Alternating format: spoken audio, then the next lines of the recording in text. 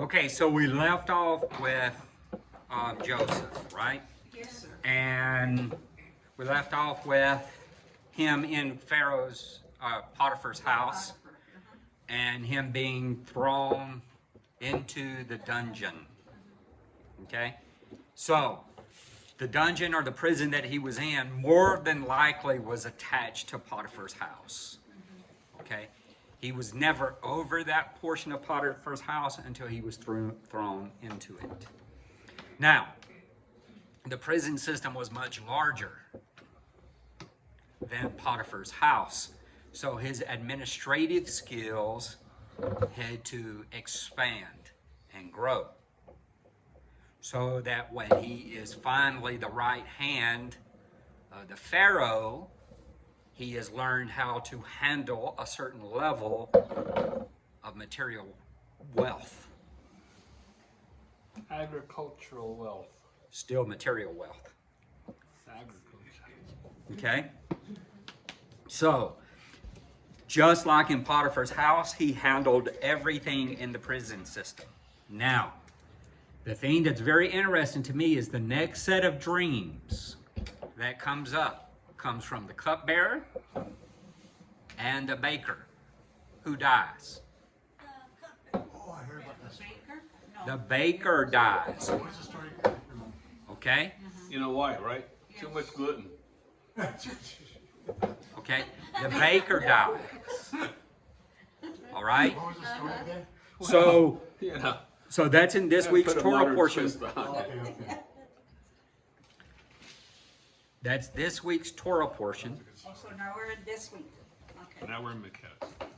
It took us an hour to set up, miketz. And now we're in 20 minutes. Yeah. Now we're 40 minute But who's counting? Okay? Okay. So now we're in this week's. Where's Mark? It's all his fault. Okay? Actually, that is still in last week's because last week's, if we look at last week's, he interprets the dream of the baker and the cupbearer. The last thing he says to the baker comes, talks about his dream. The cupbearer talks about his dream. Joseph tells the baker, your dream means you're going to die. The cupbearer, he says, that means that you're going to be exalted to your position. Okay? The rabbis say that at this point in time, that Joseph had become hard. And in actuality, that while in prison, he had distanced himself from God. And I know this goes contrary to everything everybody's ever heard. Oh, Joseph held on in faith. Not so. Because last week's Torah portion ends with him telling the cupbearer, hey, when you go to the Pharaoh, remember me. That's where this week's Torah portion picks up. And what's the very first thing, the very first line of this week's Torah portion? It says, and 2 years later. 2 years later. Both rabbinics and Christianity teaches that he added 2 years of jail time on his sentence because he didn't trust Yehovah. Because he was trying to get the cupbearer to get him out of prison. Is that what that's about? Really? Well, So he basically twisted on The cupbearer. instead of The cupbearer. He was like, remember, when you get in front of the Pharaoh, remember who I am. And then what does it say? That he got in front of him and he forgot him. For how long? 2 years. So even the rabbis say that he extended his prison term by 2 years because instead of trusting, he tried to make a deal. So he got an extended sentence. that's the lesson. let's not go there, man. That's what I'm curious because Yes. it probably does. We don't even know. Yeah, Measure for measure. depending on where you're at, I think Measure for measure. I've been through a lot of stuff. it's almost like don't say nothing no more about nothing. Okay? So, if we look at this week's Torah portion, Genesis 41:1, and it came to pass at the end of 2 full years that Pharaoh dreamed. And behold, he stood by, my translation says the river, the Nile.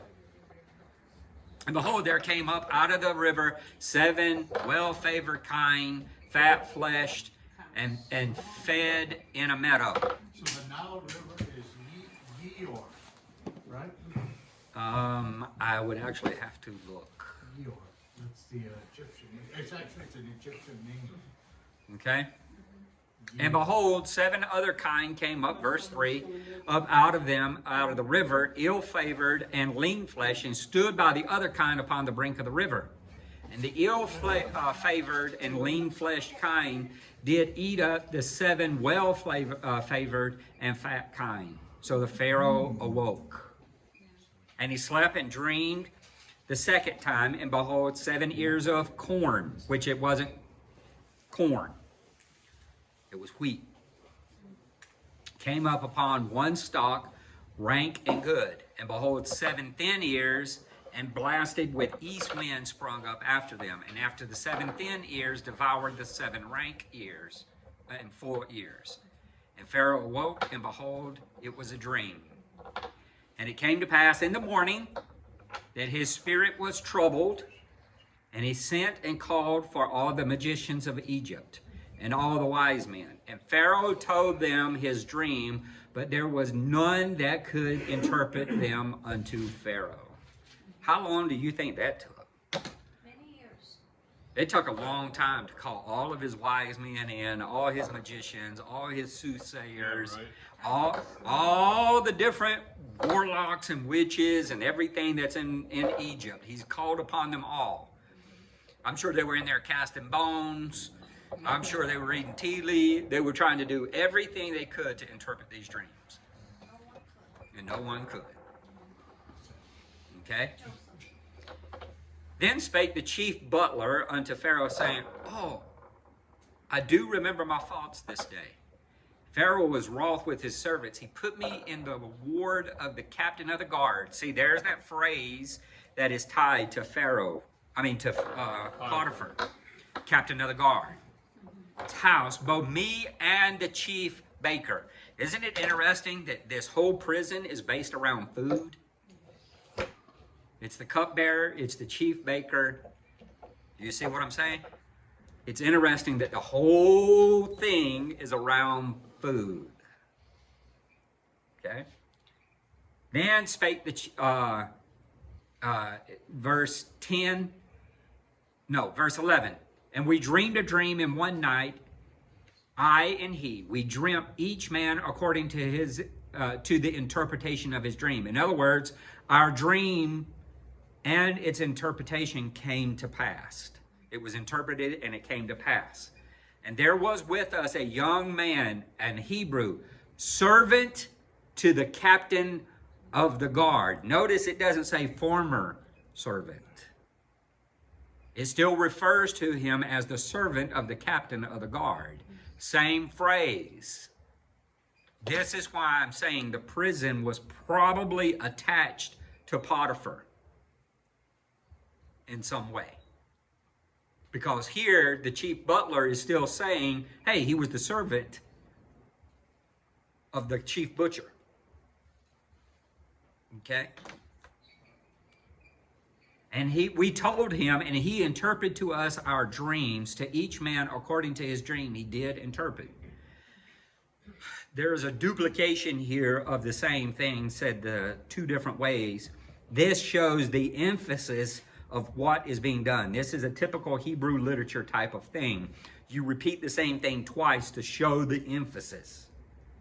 Okay? So he's doubling down and saying, it's really stressing that both of us got what we dreamed. Okay?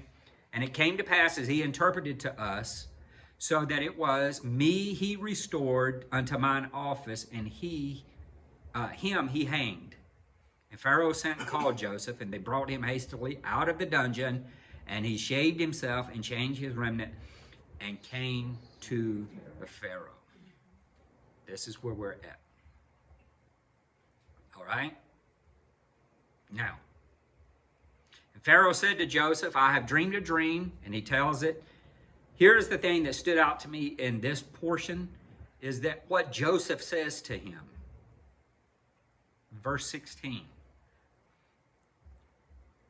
Because the Pharaoh says that you can understand dreams and interpret. And Joseph answered Pharaoh, saying, it is not of me.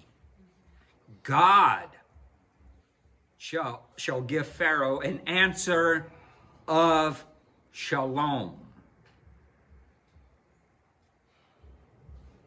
He doesn't even know what the dream is, and he's already telling him that the interpretation is going to be an interpretation of peace. That's weird.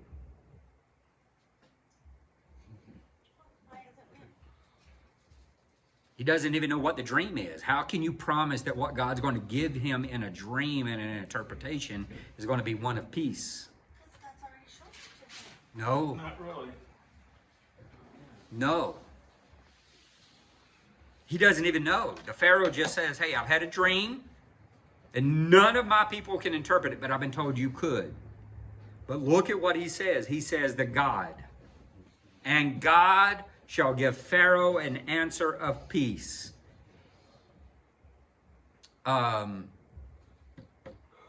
Sonia, what word is used for God there? Elohim? Where? I was looking at Shalom. Oh, 41:16, same verse. Elohim.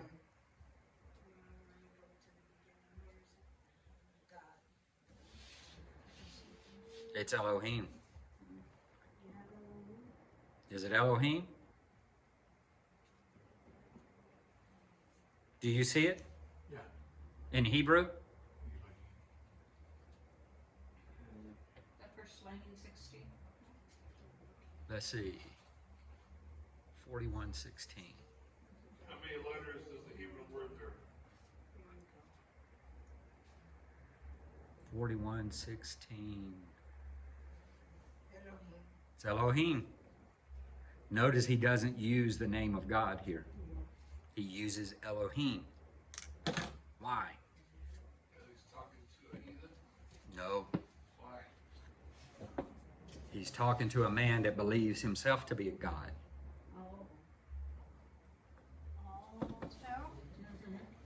So he does not invoke the name.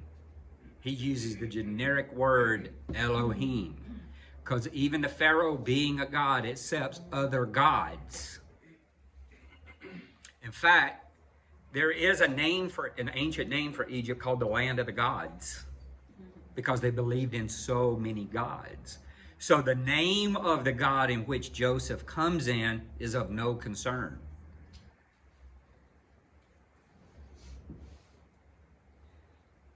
Okay? That's why he tells him that. Yeah. Because remember, the Pharaoh wasn't considered, and see, this gets into a lot of stuff, but I'm just going to throw it out there and we're going to leave it alone. He didn't consider himself a god per se. He considered him he considered himself the son of God. Like I said, there's a whole slew of stuff that could be talked about there, but that's not today's lesson. Okay? So this is the reason he willingly accepted him using Elohim, because even men, kings, are called Elohim. Okay? Scripturally, even kings are called Elohim. Okay? Even men.